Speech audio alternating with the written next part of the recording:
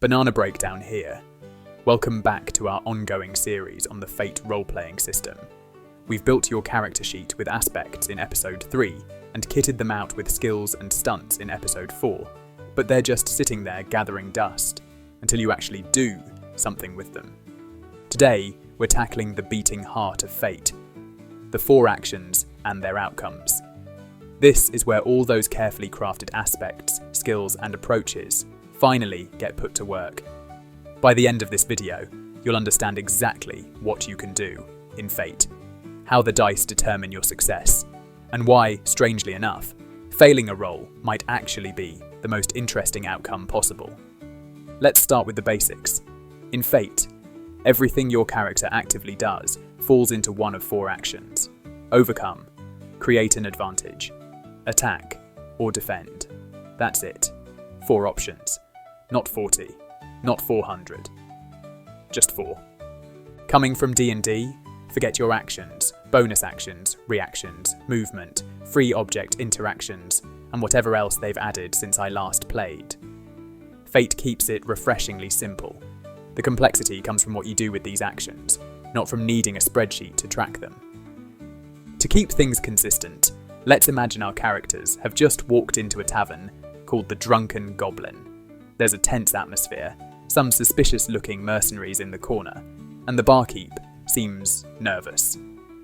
We'll use this scenario to explore each action type. Overcome is about getting past obstacles. Our fighter trying to get served at the crowded bar is overcome. Create an advantage is about setting up beneficial circumstances. Our wizard studying the mercenaries to spot weaknesses is creating an advantage. Attack is about harming others, physically, mentally, socially. Our bard insulting the mercenary leader is an attack. And defend is about stopping any of these things from happening to you. It's primarily reactive and happens in response to someone else's action, not usually on your turn. The brilliance of this system is that these 4 actions cover everything you'll do in the game, while your aspects, skills, and approaches from our previous episodes determine how you do them. The action is what you're trying to do, while skills or approaches determine how you're doing it. Let's start with overcome, the action you'll probably use most often. Whenever something stands between you and your goal, you're overcoming. Physical barriers, like our fighter pushing through the crowded bar, that's overcome. Social awkwardness, like getting the nervous barkeep to talk, overcome. A locked door to the cellar where you heard strange noises, overcome. That suspicious gap in your tax records, definitely overcome, though probably not in this tavern. The beauty is how you can approach these obstacles in different ways. Take our fighter trying to reach the bar. In Fate Core, they might use athletics to physically push through, rapport to charm people into making way, or provoke to make people step aside. In Accelerated, they could be forceful to shoulder through, flashy to make a scene everyone notices, or careful to navigate without spilling anyone's drink. To overcome, you roll your 4 Fate dice, add your relevant skill or approach, and compare to a difficulty set by the GM. For reaching the crowded bar, maybe an average +1 or fair +2 difficulty. There are 4 possible outcomes. Fail, you don't succeed or succeed at a serious cost. Our fighter might not reach the bar at all, or might get there but spill someone's drink on a particularly dangerous looking patron. Tie, 0. You succeed at a minor cost.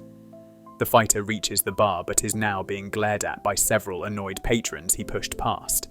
Success, +1, +2. You simply succeed. The fighter reaches the bar without issue and can order drinks. Basic competence achieved, well done. Success with style, +3 or more. You succeed with an additional benefit. Not only does our fighter reach the bar, but the impressed barkeep serves him first and shares a useful rumour about those mercenaries. If you're a D&D player, think of overcome like making a skill check, but with more nuanced results than just pass, fail. That strength check to break down a door. In Fate, you might still break it down on a failure, but alert every guard in the building. In my last game, a player needed to overcome a locked door in a noble's manor. They rolled terribly, but didn't want to accept failure. So I offered, "You can pick the lock, but you'll leave evidence someone tampered with it." 3 sessions later, when the city guard showed up with a warrant, suddenly that failed roll became the most interesting part of the story. Next up, create an advantage, possibly the most tactically powerful action in the game, and one new players often skip in favour of just attacking. This action is about creating or discovering aspects that you can use later. Our wizard wants to know more about these suspicious mercenaries before trouble starts. By studying their behaviour, equipment, and conversation, she's creating an advantage, trying to discover useful information that could help if things go sideways. In Fate Core, she might use notice to spot physical details, empathy to read their emotions, or lore to recognise their insignia. In Accelerated, she could be careful in her observation, clever in her analysis, or sneaky in eavesdropping. When you create an advantage, you're either creating a brand new aspect, like dimmed tavern lights, by paying the barkeep to lower the lanterns, discovering an existing aspect that's hidden, like noticing the mercenaries' weak spot, poor right flank, adding a free invoke to an aspect already in play, like reinforcing that the mercenaries are drunk and careless.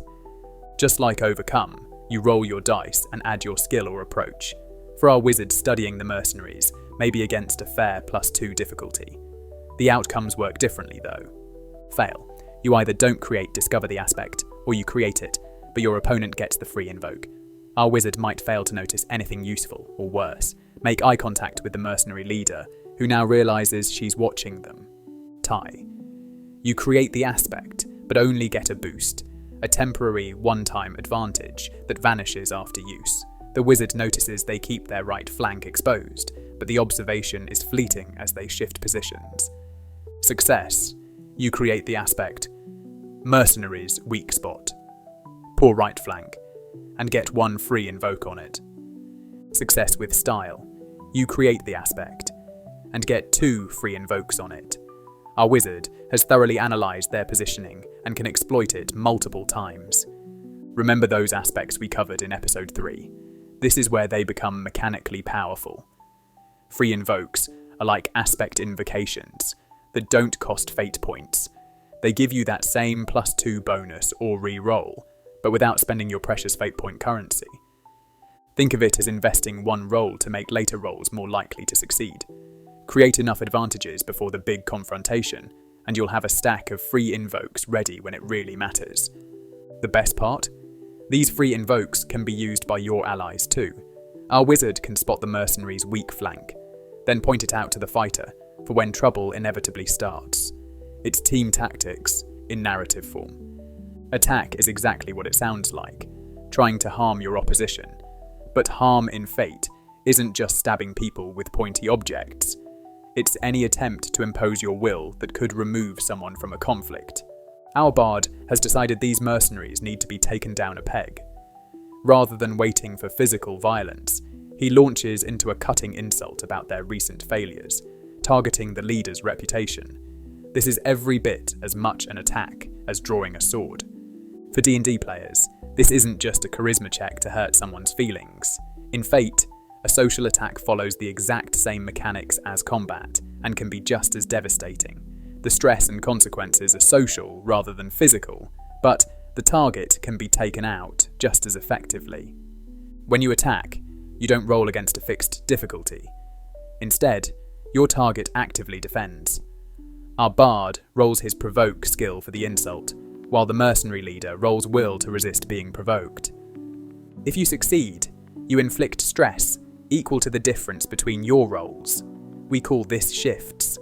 Our bard rolls great, +4. The mercenary rolls fair, +2. That's 2 shifts of stress inflicted. Your target can absorb this stress by marking stress boxes, taking consequences, or both. Important note, in Fate Core, you have separate physical and mental stress tracks, while Accelerated uses just 1 track. Stress boxes have values 1, 2, 3, and you mark one box equal to or higher than the stress you're taking. Characters with high physique or will can sometimes unlock a fourth box worth 4 stress points.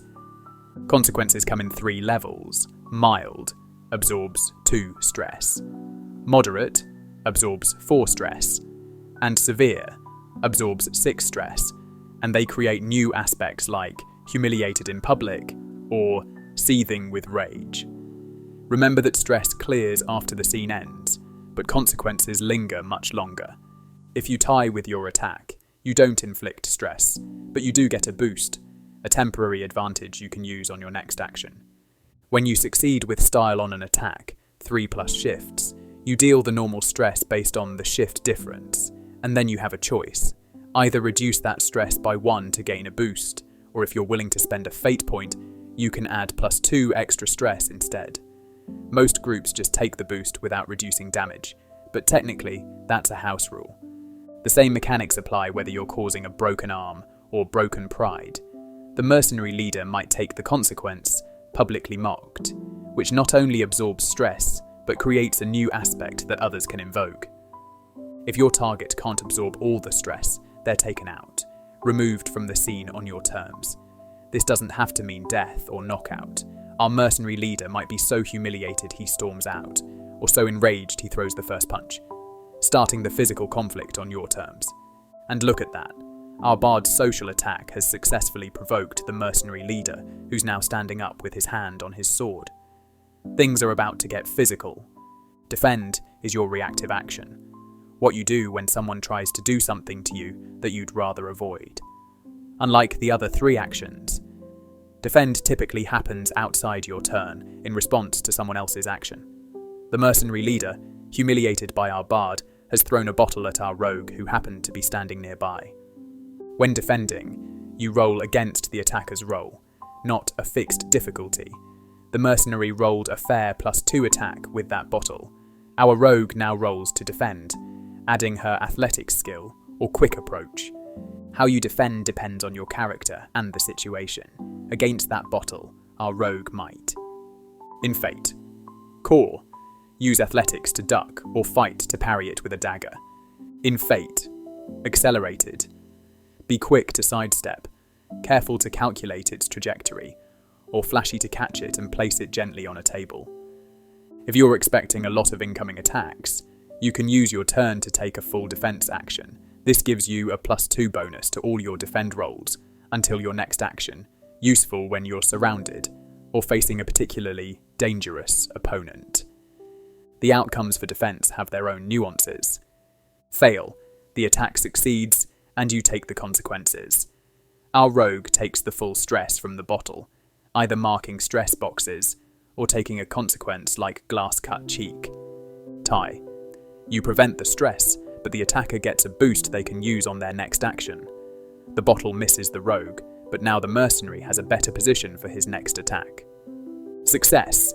You prevent the action entirely. Our rogue gracefully sidesteps, and the bottle smashes harmlessly against the wall. Success with style. You prevent the action and get a boost to use immediately. Not only does our rogue dodge, but her positioning gives her a momentary advantage, perfect counter position, she can use on her next turn.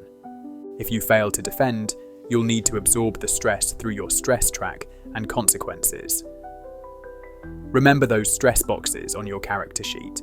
They have values of 1, 2, and 3, and you mark one box that equals or exceeds the stress you're taking.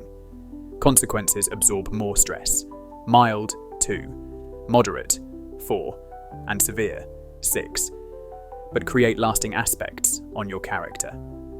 For D&D players, defending is somewhat like making a saving throw, except you're actively rolling against the attack, rather than trying to beat a fixed DC. And the consequences of failure are more nuanced than just taking full damage. A successful defense often sets you up perfectly for your next action. Our rogue might dodge the bottle, then use her next turn to create an advantage, has the high ground, or launch her own attack, while the mercenary is off balance. And with that bottle throw, our tavern scene has officially erupted into chaos, the perfect opportunity to see how these actions flow together in practice. One important option we haven't covered yet conceding a conflict. Before you're taken out, you can choose to concede. This earns you at least 1 fate point, and lets you negotiate how you exit the scene. It's less harsh than being taken out completely on the opponent's terms. This is how fate encourages dramatic retreats, rather than fights to the death. Let's see how these 4 actions flow together in our Tavern Brawl. Each character has different strengths based on their skills or approaches, and each approaches conflict differently. The fighter sees the bottle thrown at the rogue and decides it's time for action. He could attack directly, but instead chooses to create an advantage by flipping a table for cover, improvised barricade, giving the party a defensive position. He rolls physique, gets a success, and now the barricade aspect has 1 free invoke. The wizard, remembering her earlier observation about the mercenary's weak flank, uses that free invoke from earlier to attack the distracted mercenary. She's not physically strong, but that aspect lets her target a vulnerability. With the free invoke adding +2, she succeeds with style, causing enough stress to give the mercenary a mild consequence, off balance and vulnerable. The bard doesn't attack this round. Instead, he overcomes the growing chaos by leaping onto the bar and using rapport to call for order, trying to de-escalate before the town guard arrives. He succeeds at a cost. The fighting pauses, but now all eyes are on him, including those of the angry mercenary leader. The rogue, meanwhile, defends against another mercenary's attack, using athletics to dodge. She gets success with style, not only avoiding damage, but gaining a boost, perfect counter position that she'll use on her next turn for an attack. The mercenaries respond with their own actions. Some attack, some create advantages, like surrounded the wizard. The barkeep overcomes his fear to come out with a crossbow, creating an advantage for the party. Unexpected backup. These actions work the same in any context. Imagine a business negotiation.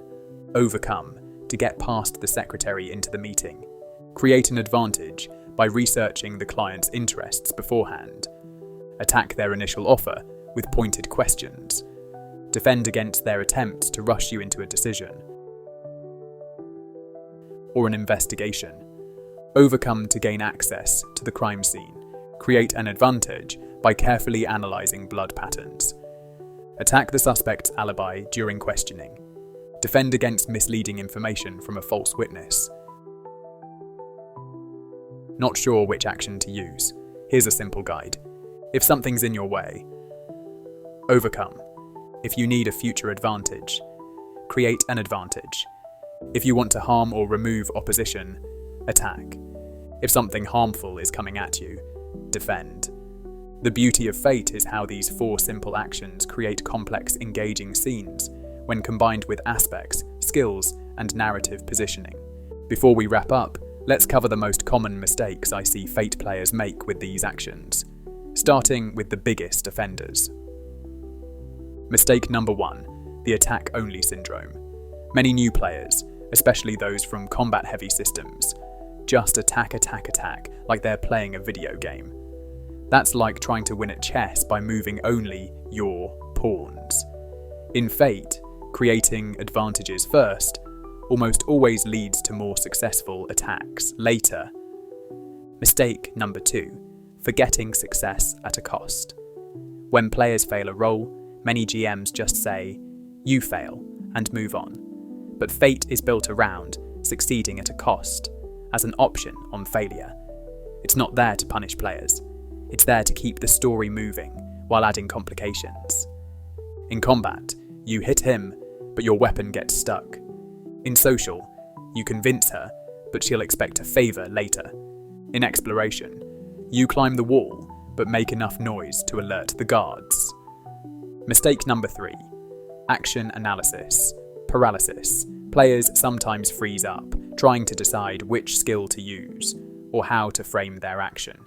Remember, the story comes first.